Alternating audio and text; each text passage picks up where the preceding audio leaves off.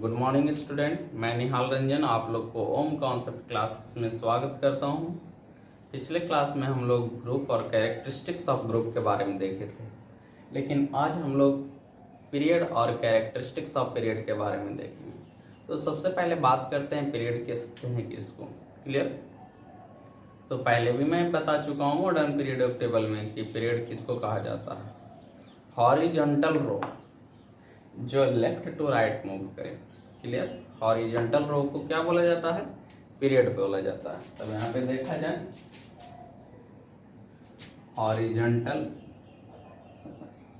Horizontal row is called period.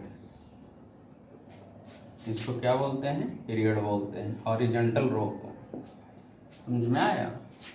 कहाँ से कहाँ मूव करता है? ये लेफ्ट टू राइट मूव करेगा। किसी भी पीरियड में लेफ्ट टू राइट मूव करते हैं, left to right. Total number of period कितना मॉडर्न पीरियोडिक टेबल में? 7। So total number of period in modern periodic table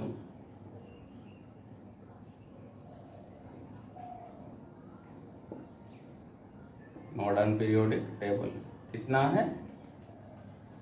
तो 7। Total number of period modern periodic table में कितना है? 7। अब देखते हैं कि कौन सा पीरियड में कितना नंबर ऑफ एलिमेंट होता है और कितना नंबर ऑफ सेल हो सकता है, उस पर बात करते हैं। तब यहाँ पे अगर देखा जाए कि पीरियड नंबर फिर नंबर ऑफ सेल देखा जाए, नंबर ऑफ सेल, और आगे देखा जाए क्या? Number of element.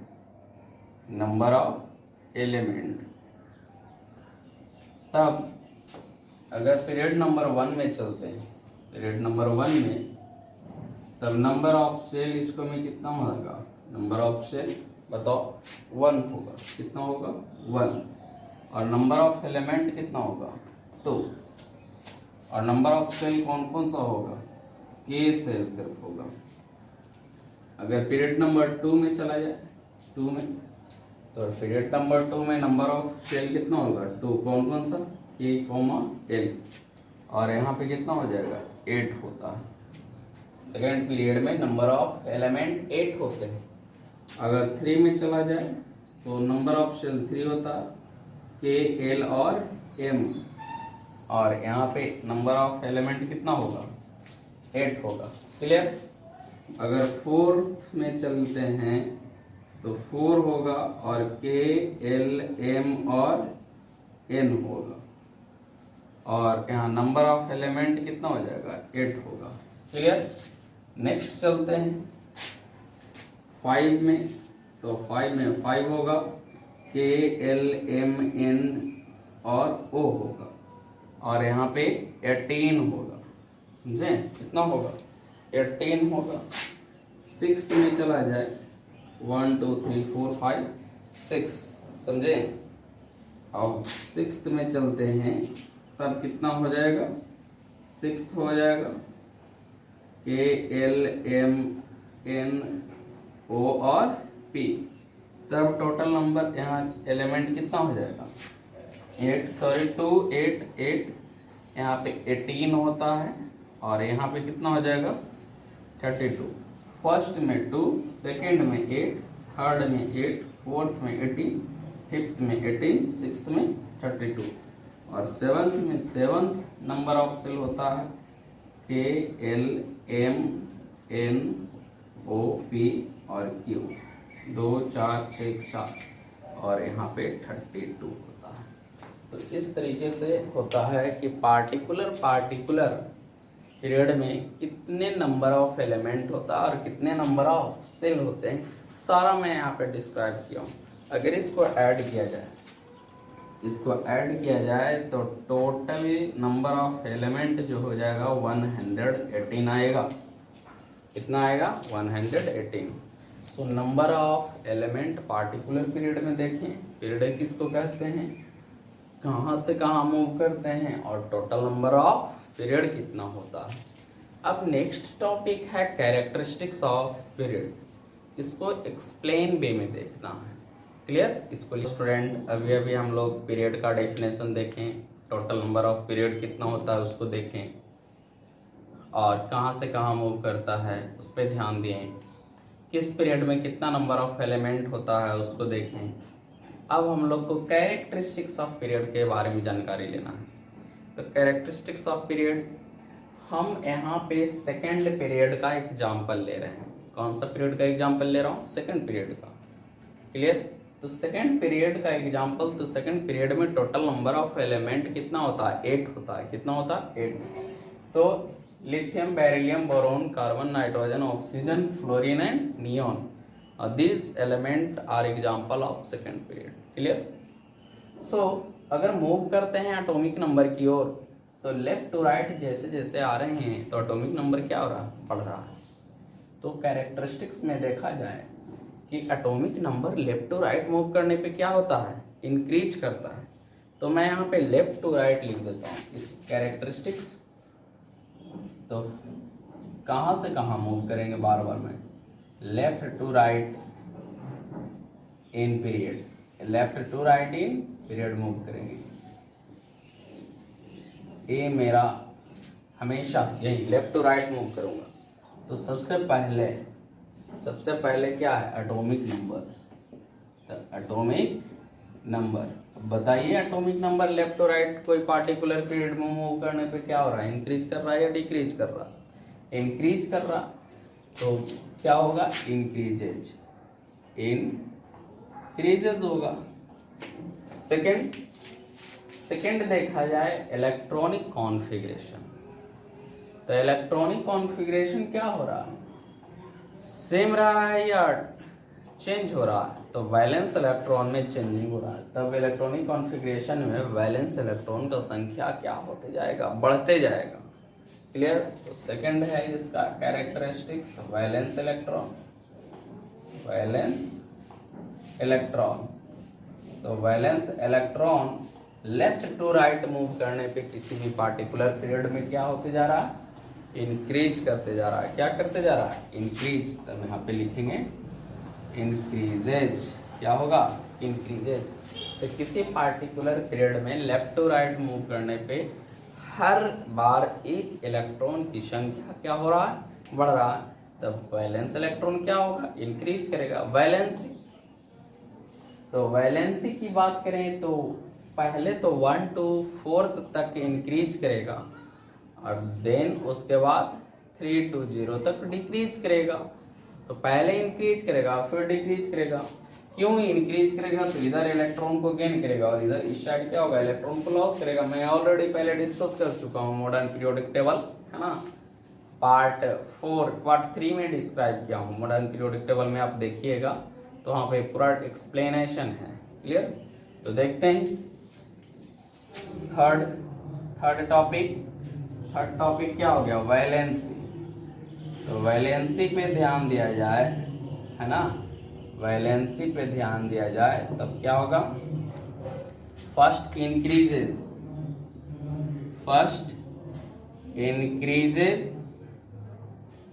कहाँ से? फ्रॉम 1 to 4, then decreases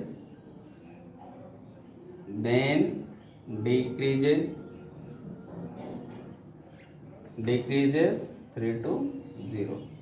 तो पहले वैलेंसी 1 से 4 तक इंक्रीज करता है, उसके बाद वैलेंसी क्या करता है? डिक्रीज करता है। आगे देखते हैं नंबर ऑफ सेल। तो नंबर ऑफ सेल 2 ही रहता है। कितना रहता है? कांस्टेंट होता है। तो नेक्स्ट प्रॉपर्टी है फोर्थ में नंबर ऑफ सेल। तो नंबर ऑफ सेल की बात किया जाए यहाँ पे तो घटेगा नहीं, रिमेन सेम। क्या इसका आंसर होगा? Remain same. अगर सेकंड पीरियड का लें तो नंबर ऑफ सेल 2 होगा, अगर थर्ड पीरियड का लेंगे तो नंबर ऑफ सेल 3 होगा, फोर्थ पीरियड का बात करूंगा तो नंबर ऑफ सेल कितना होगा? 4 होगा। यानी नंबर ऑफ सेल क्या होता है? सेम होता है। आगे बात करें तब यहाँ पे आयोनाइजेशन एनर्जी, तो आयोनाइजेशन एनर्जी से पहले एटॉमिक साइज की बात करता हूँ। यहाँ पे एटॉमिक साइज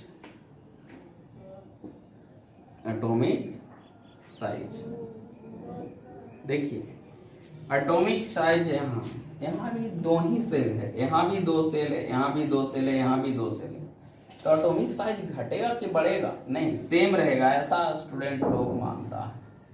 लेकिन आप यहाँ देखिए, आउटर मोस्ट सेल में नंबर ऑफ इलेक्ट्रॉन कितना है? 1 है।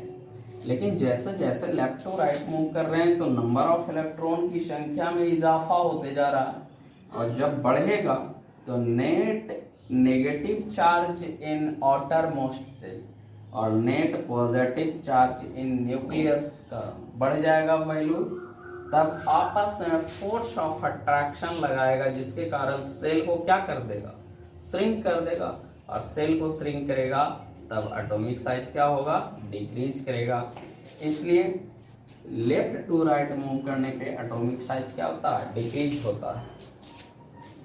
तो लेफ्ट टू राइट मूव करने पे क्या करेगा? Atomic size decreases. क्यों डिक्रीज करेगा? तो इसका रीजन है net positive and negative, net positive and negative charge increases. Net positive and negative charge क्या होगा? इंक्रीजेस, जो क्या कराएगा? सेल को श्रिंक करवा देगा। श्रिंकेज इन सेल, श्रिंकेज इन सेल, तो सेल में श्रिंक करवाएगा तो एटॉमिक साइज क्या होगा? घट जाएगा। सेल को सिकुड़ा देता है, एटॉमिक साइज क्या होगा? डिक्रीज करेगा। एटॉमिक साइज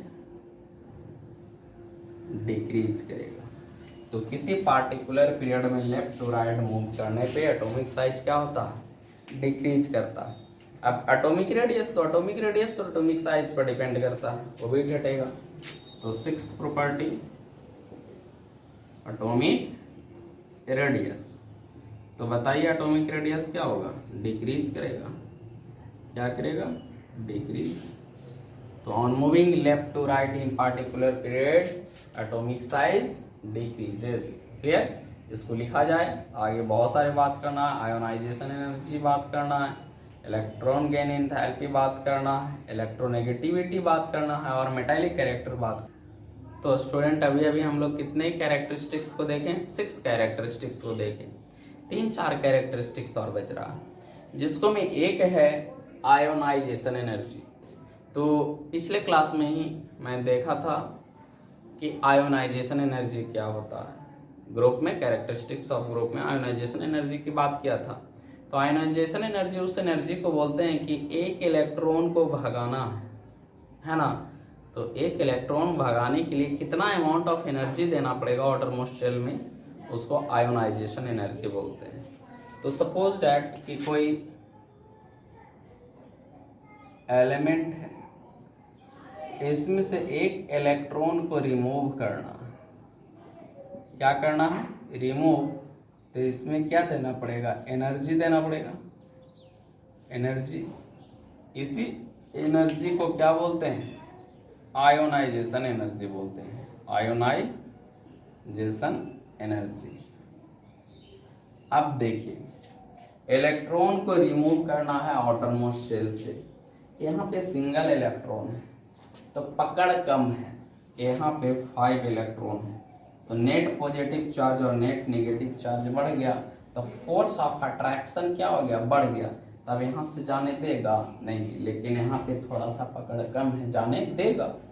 तो लेफ्ट टू राइट बढ़ने पे net electronegative charge, net resultant force of attraction बढ़ता है, इसलिए आयोनाइजेशन एनर्जी क्या होता है? बढ़ता है। तब यहाँ पे क्या लिखेंगे? On moving left to right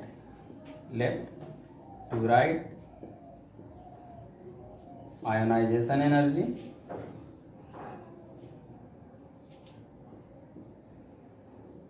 increases. क्या होता है? इंक्रीज करता है। समझे क्यों इंक्रीज करता है? बिकॉज नेट रिजल्टेंट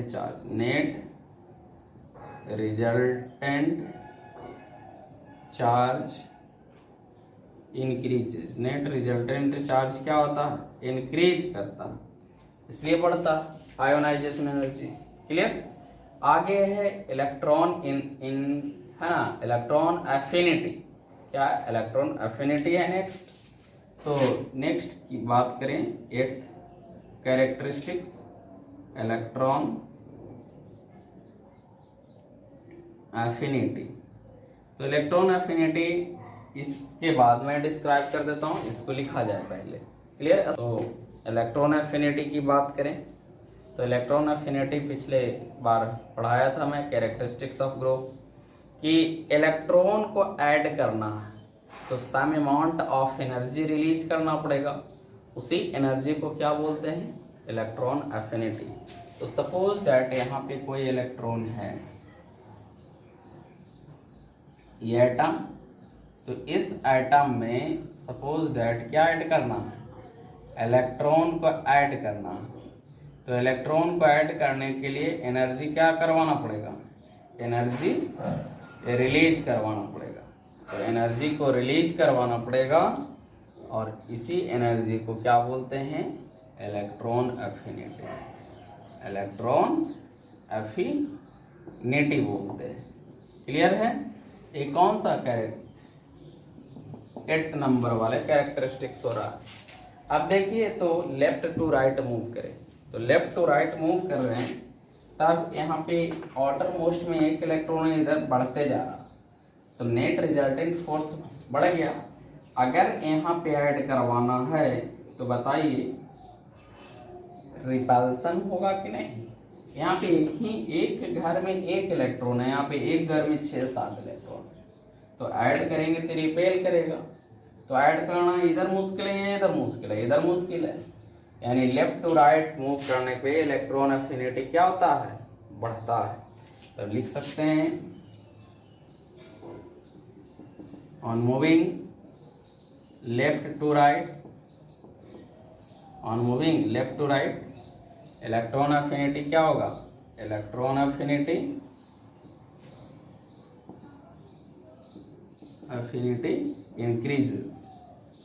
इंक्रीजेस होता है। क्यों होता है? बिकॉज है ना, number of electron in outermost cell increase करेगा। outermost सेल में नंबर ऑफ इलेक्ट्रॉन इंक्रीज करेगा, जो क्या कॉज करेगा? रिपल्सन कॉज करेगा। विच कॉजेज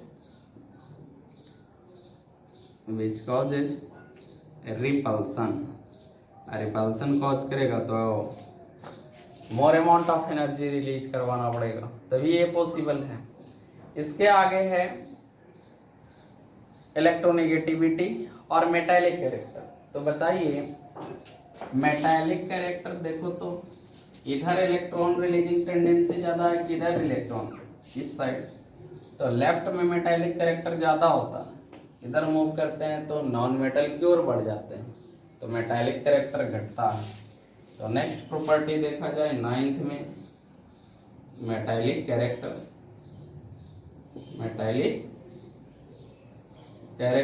तो मेटालिक कैरेक्टर क्या होता है? डिक्रीजेस होता है लेफ्ट टू राइट में किसी भी पार्टिकुलर पीरियड में लेफ्ट टू राइट जाने पे मेटालिक कैरेक्टर डिक्रीज करता है।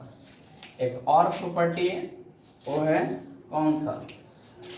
इलेक्ट्रोनेगेटिविटी। 10th electronegativity. तो इलेक्ट्रोनेगेटिविटी क्या होता है? इलेक्ट्रोनेगेटिविटी है ना, लेफ्ट टू राइट जाने पे क्या होता है? बढ़ता है, इंक्रीजेस। लेफ्ट टू राइट में क्या होता है? लेफ्ट टू राइट में इंक्रीज करता है। तो इस तरीके से student entire characteristics of period complete हुआ। पिछले क्लास में हम लोग कैरेक्टरिस्टिक्स ऑफ ग्रुप कंप्लीट